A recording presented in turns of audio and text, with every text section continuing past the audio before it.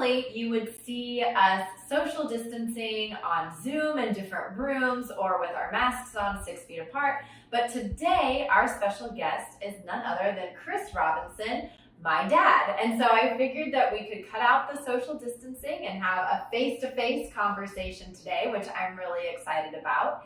And we are talking about anger. The reason that I wanted to bring him into the conversation is because he is a professional counselor. So he has a lot of things to say about anger and mental health and how we can work through our anger. But also, for any of you who are familiar with Enneagram and have heard us talk about it on Go Beyond and in other spaces, we both reside in the anger triad. My dad is a 9 on the Enneagram, and I am an 8 on the Enneagram, and we are all about anger. But we express it in really different ways. So the reason that we're talking about anger specifically is because in Doug's message on Sunday, one of our focus verses from James was James chapter 1, verses 19 through 20. And it says, "My dear brothers and sisters, take note of this. Everyone should be quick to listen, slow to speak, and slow to become angry, because human anger does not produce righteousness that God desires." And I will be the first to say, I am bad at all of those things. I am not quick to listen, slow to speak, or slow to become angry. So this is going to be a really fun conversation for you. But my very first question, and you might want to, give a little info into an insight into what it is to be a 9 on the Enneagram. But as a person in the anger triad of the Enneagram, how do you see anger manifest itself in your behaviors? Well, the first thing that I would say is that just because we're in the anger triad of the Enneagram doesn't mean that we are always angry. It means that, I'm not always angry. It means that we express our anger in different ways. And so me as a 9, my motivation is to avoid conflict. And to avoid conflict, what I'll do is I'll suppress my anger sometimes, because if I don't suppress it, I'm very capable of expressing it inappropriately.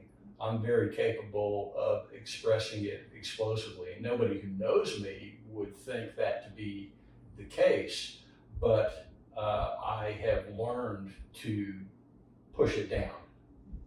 And I'm the exact opposite. So as an 8 on the Enneagram, my core motivation is to avoid being controlled. And that means that I externalize my anger. If I'm upset with you or something is upsetting me, I'm going to let you know it. And I'm going to tell you in that moment and exactly why. I know this. You have experience with this. And so it is really interesting coming at this topic from 2 different perspectives of someone who very much communicates my anger and is very expressive, and a person who suppresses anger in order to keep the peace and to get along with other people. So as my dad, and I'm going to let you get personal, how have you seen anger manifest itself within me? So I've seen anger expressed in both healthy and unhealthy ways in you.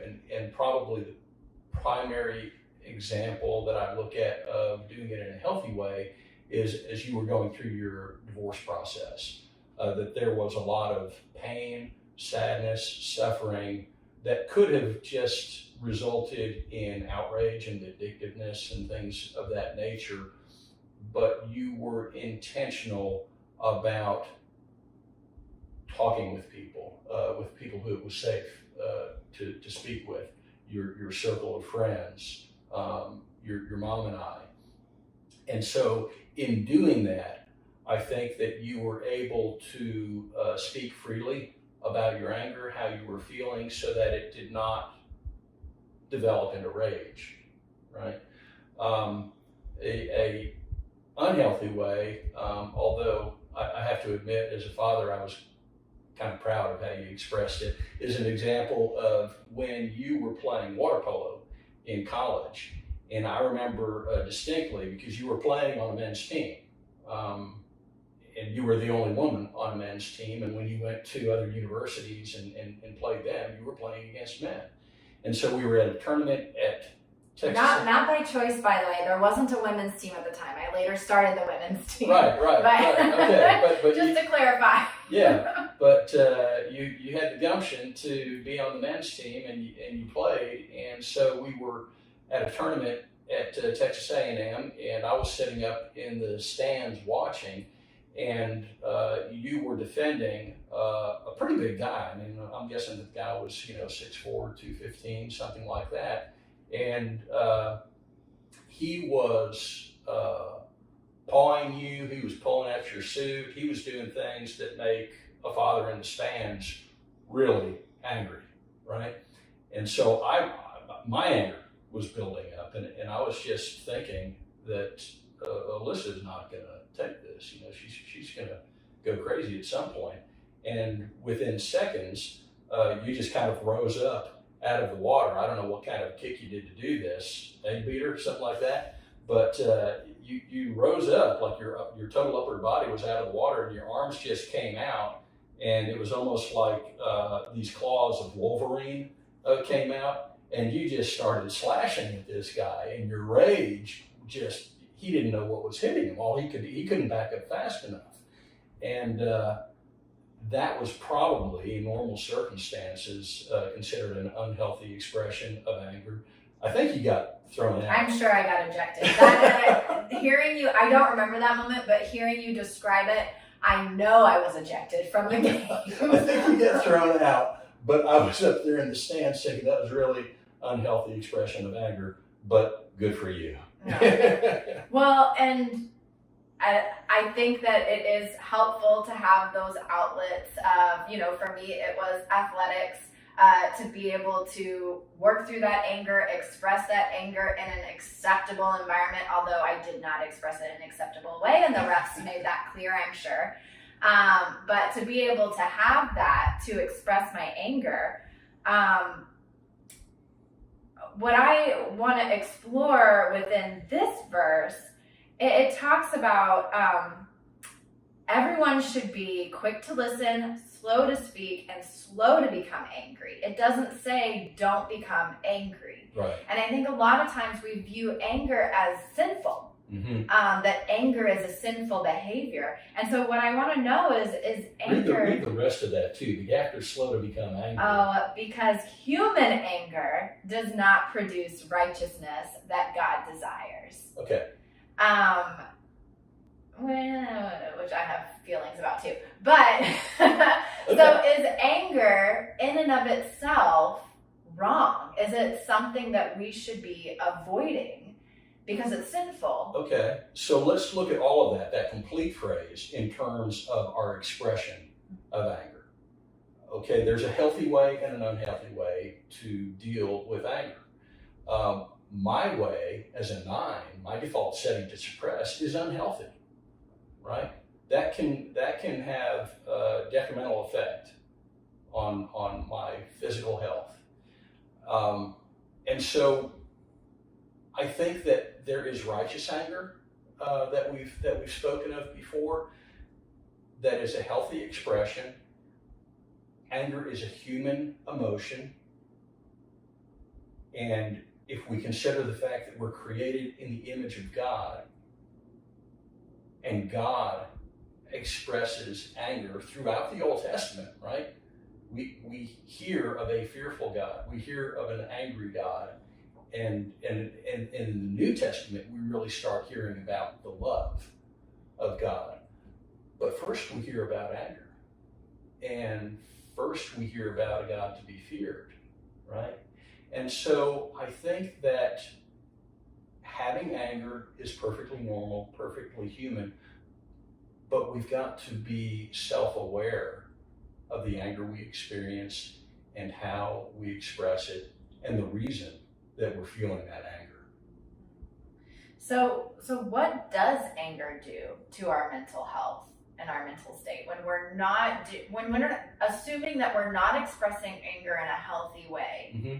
What does that do to us? Okay, so let's take an 8 and a 9, right? You express anger. You don't keep anything in. Well, that's really healthy for you, right? I feel great. You feel great. It's the people around you. It's the people in the ditches, Yeah. right? That you need to be concerned about. So you gotta learn how to temper that and do it in a healthy way.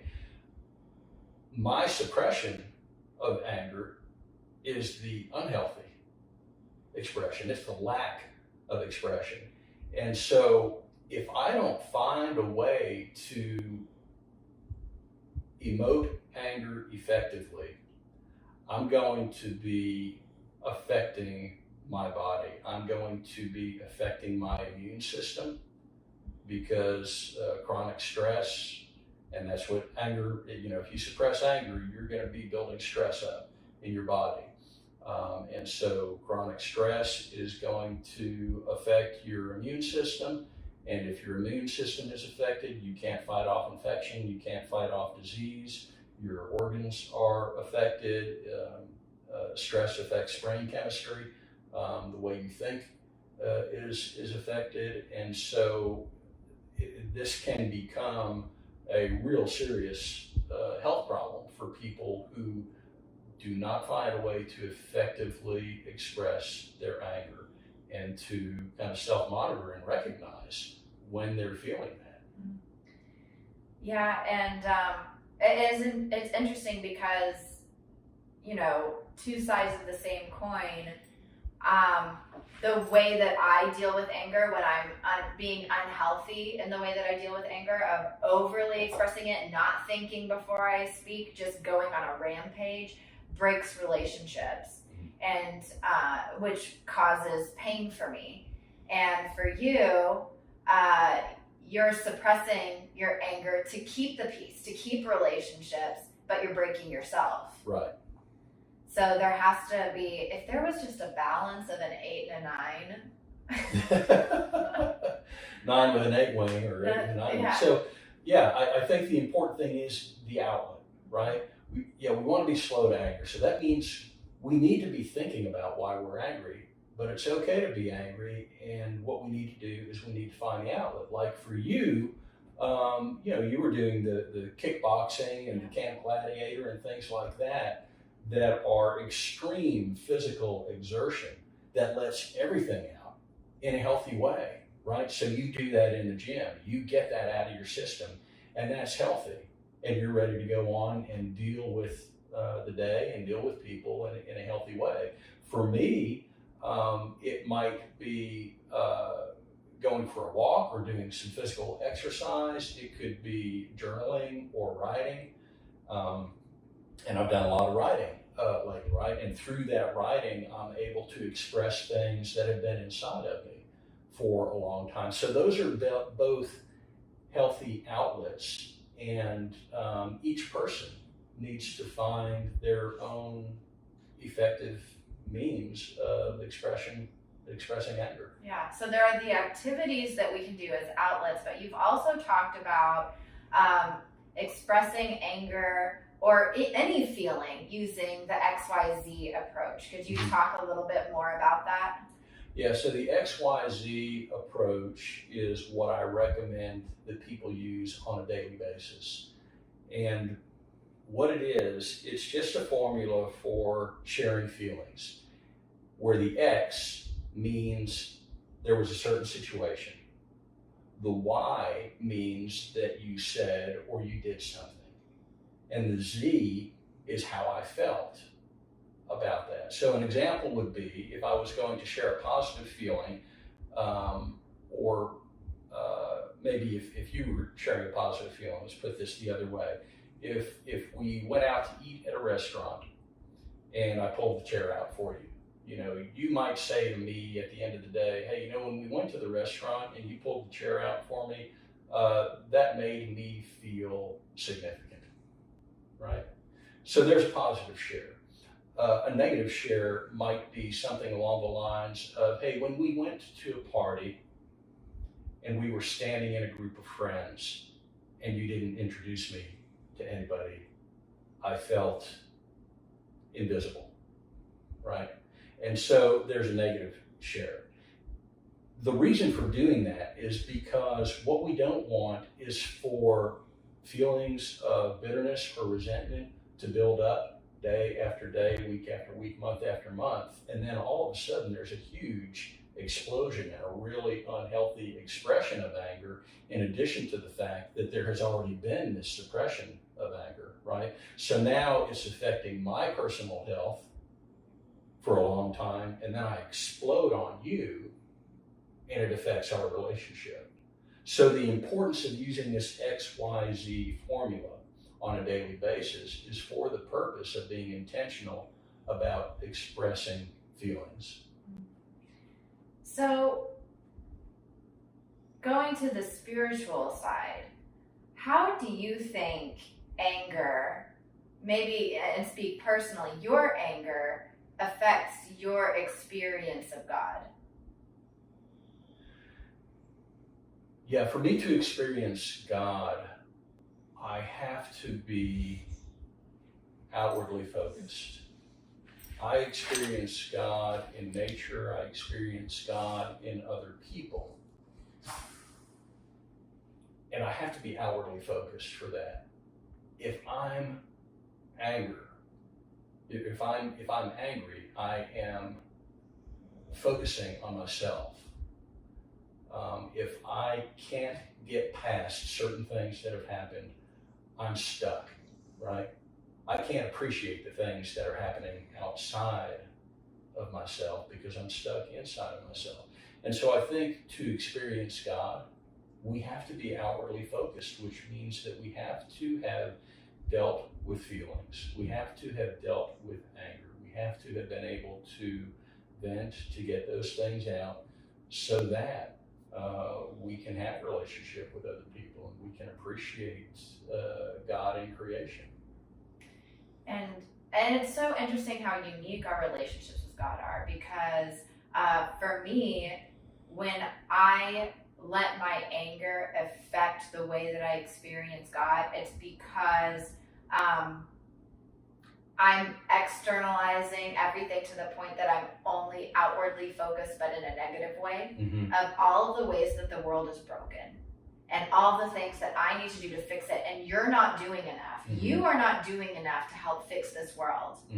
Yeah, being angry with God. Yes, yes. And then there's a lack of internal focus for me, and not necessarily internal focus and you're when you get inside yourself, it's more of a selfish way. When I'm not inside myself, it's because I'm not anchored, I'm not rooted, I'm not letting God have control. I'm taking it away. Yeah, and it's easy to blame, right? It's easy to blame God.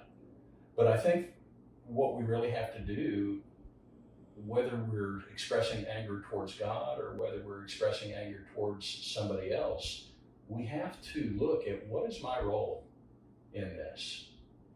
What's my ownership of what's happening right now? All right, well, that's about all the time that we have today. Thank you so much for joining us. And I just want to repeat the verse one more time. James 1:19-20. My dear brothers and sisters, take note of this. Everyone should be quick to listen, slow to speak, and slow to become angry, because human anger does not produce the righteousness that God desires. And my big takeaway from this is this does not mean don't be angry. It means reflect. It means think through, ask why we're experiencing this anger. Bring the people that you love and that you care about into this feeling with you in a caring way. And so I think that there's a lot that we can learn from this verse, and it's just another example of Scripture being way ahead of its time. That's right. Well, thank you, Dad, for joining us, and we will see y'all again next week, Monday, Wednesday, Friday at 12:30, and you can check all previous episodes of Go Beyond at